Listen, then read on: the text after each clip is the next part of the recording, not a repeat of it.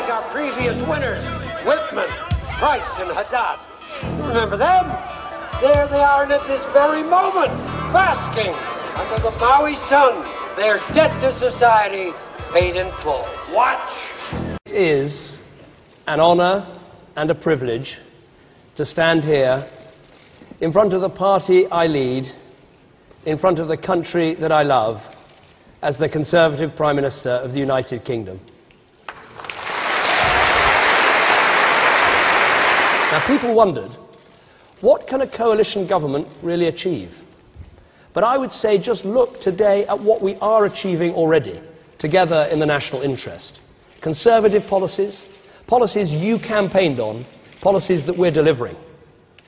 200 new academies, 10,000 university places, 50,000 apprenticeships. To London now, where thousands of students are planning to take to the streets in a final attempt to block the raising of tuition fees ahead of Thursday's parliamentary vote. Trade unionists are also expected to join in. Corporation tax cut, the Jobs Tax Act.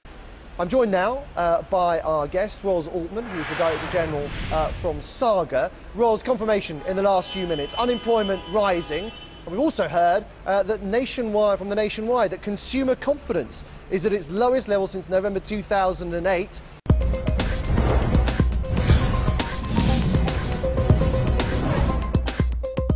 Good morning. This is the Financial News Network. I'm Christy Duffy. Unemployment claims in the UK rose in September to its highest increase in 8 months. Police targets smashed. It was a violent, forceful shove which a jury believes cost Ian Tomlinson his life. They are disturbing images which the newspaper vendor's family had to sit through countless times as the inquest examined the final moments of his life in agonising detail. Immigration capped. The British coalition government has clashed over how to deal with rising immigration in the UK. Leading Liberal Democrat Vince Cable has criticised Tory Prime Minister David Cameron over a speech in which the Premier vowed to cut immigration down to tens of thousands. The third runway stopped. Home information packs dropped. Fat cat salaries revealed. ID cards abolished. The NHS protected. NHS hospitals have been warned that they may need to make much bigger efficiency savings than the Department of Health has previously told them because of higher inflation. The NHS is trying to make savings of £20 billion. The department has said savings of 4% a year are needed, but the regulator Monitor believes 7% may be a more realistic figure. And 15 people...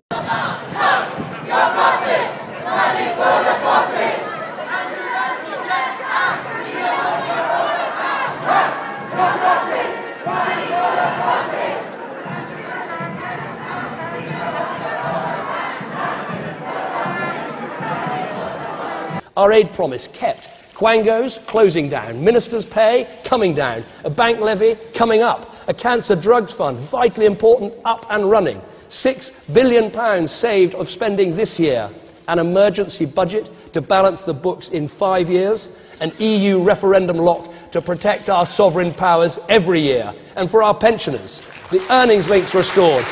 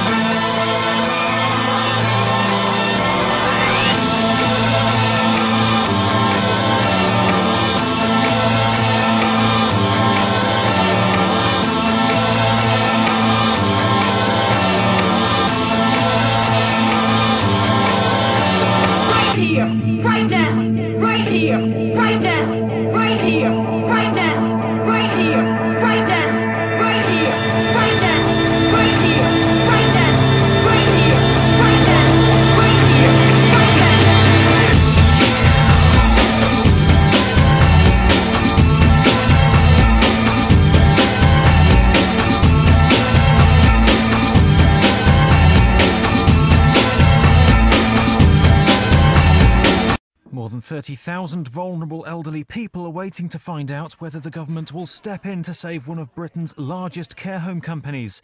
Southern Cross has announced it will be underpaying on rent in more than 750 homes to try to stem a £311 million loss in the last 6 months. The GMB union, which represents Southern Cross's 12,000 care home workers, says the government must secure the homes for the sake of both the staff and the residents. But Chairman of the National Care Association, Nadra Ahmed, says it shouldn't be the taxpayers' responsibility. Why should the taxpayer? It's a bit like the bank scenario. For our entrepreneurs, employees tax reduced, and for our brave armed forces, the operational allowance doubled. British Special Forces are undergoing the biggest cut since the Second World War. The Ministry of Defence needs to downsize the elite SAS after having its budget slashed, and while the decision may save the government a few pennies, many critics say the cost of axing members of a global asset spells disaster for the country's future. Look what we've done in 5 months. Just imagine what we can do in 5 years.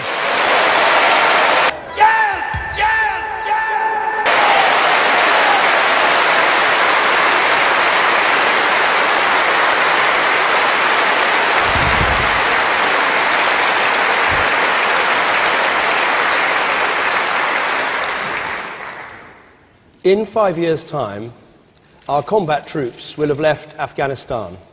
Britain is stepping up pressure on Colonel Gaddafi by deploying Apache attack helicopters in Libya, armed with bunker-busting bombs. Well, it comes as NATO's chief says the Libyan leader's reign of terror is nearing an end. This party has steadfastly supported our mission there, and so will this government. But that does not mean simply accepting what went before. In our first few weeks in office, we set a clear direction. Focused, hard-headed, time-limited. We are not in Afghanistan to build the perfect democracy. Now, according to a new report from the UN, the number of civilians killed in the Afghan conflict in the first 6 months of the year rose 31% compared to the same period a year ago. That makes for 1,271 deaths and 1,997 injuries. No dreamy ideas, just hard-headed national security, pure and simple. Almost every single terrorist who took part in 9/11 was trained by Al-Qaeda in Afghanistan.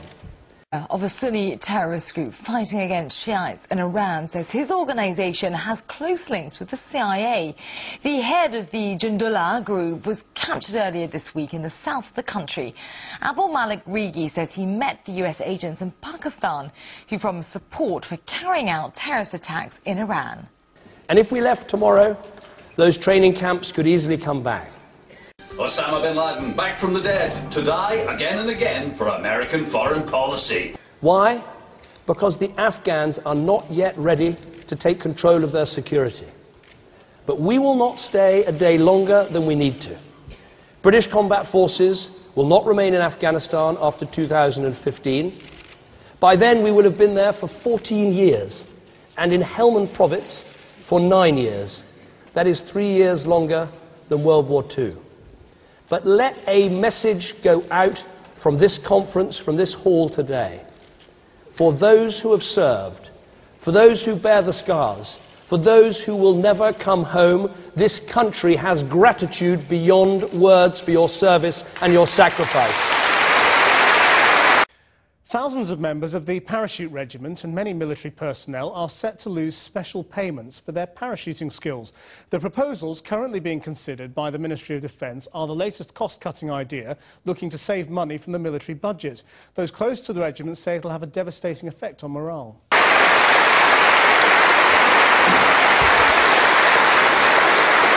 The sight of that man, responsible for the Lockerbie bombing, the biggest mass murderer in British history, set free to get a hero's welcome in Tripoli. No, it was wrong. It undermined our standing in the world. Nothing like that must ever happen again. As well as some other high-level officials. It could also be an attempt by the British government to save face. Allegedly, some evidence was about to come out that would have proven that the Lockerbie bomber was innocent all along. So as the story gets more complicated, we really have to wonder how much of these allegations are true, or could they be coming out of some negative emotional response here in the U.S. too?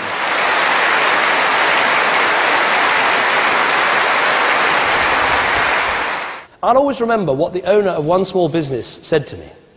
He said, when I was starting out, the government did nothing to help me. But as soon as I was making money, they were all over me trying to take it off me. That is completely the wrong way round.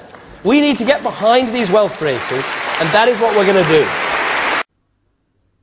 Around a third of small firms say they're considering laying off staff as a result of last week's pre-budget report, as they feel the 1% increase in national insurance contributions will make it more costly to employ people.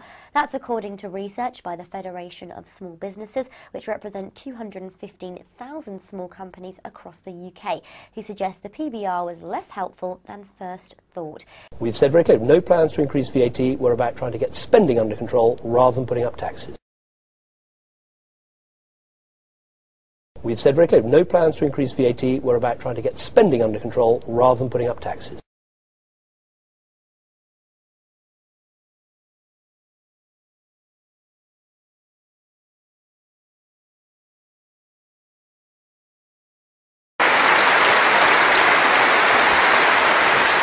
And the point about this is it is not a bit more power for you and a bit less for central government. It is a revolution. Let's leave Labour defending the status quo, the vested interests, the unions, the quangocrats, the elites, the establishment. We are the radicals now, breaking apart the old system with a massive transfer of power, from the state to citizens, politicians to people, government to society. That is the power shift our country needs today, and we can deliver it in government. Yes, this is a new kind of government, but no, not just because it's a coalition. It's a new kind of government because it's realistic about what we can achieve on our own, but massively ambitious about what we can all achieve together. A government that believes in people, that trusts people, that knows its ultimate role is not to take from people, but to give. To give power, to give control, to give everyone the chance to make the most of their own life and make better the lives of others. Yes, we will play our part, but the part you play will be even more meaningful. Your country needs you, and it takes two. It takes two to build that strong economy. We'll balance the budget, we'll boost enterprise, but you start those businesses that will take us to growth. It takes two to build that big society. We'll reform those public services, we'll devolve that power. Counselling rooms lie empty at the offices of Youth Reach, a support centre for young people in South London. This is the reality of the coalition government's £80 billion cut in public sector funding. But you step forward and seize that opportunity. Don't let the cynics say this is some unachievable, impossible dream that won't work in the selfish 21st century. Tell them people are hungry for it. I know the British people. They are not passengers, they're drivers. I've seen the courage of our soldiers, the spirit of our entrepreneurs, the patience of our teachers, the dedication of our doctors, the compassion of our care workers, the wisdom of our elderly, the love of our parents, the hopes. Big promises at the G20, cutting government deficits in half in just 3 years. But a big ask, and part of the answer appears to be the benefit system. The Chancellor naming employment and support allowance and housing benefit as areas where he may wield the axe. Some 2.6 million people currently get ESA or incapacity benefit at a cost of our children. So come on, let's pull together, let's come together, let's work together in the national interest. We don't lie.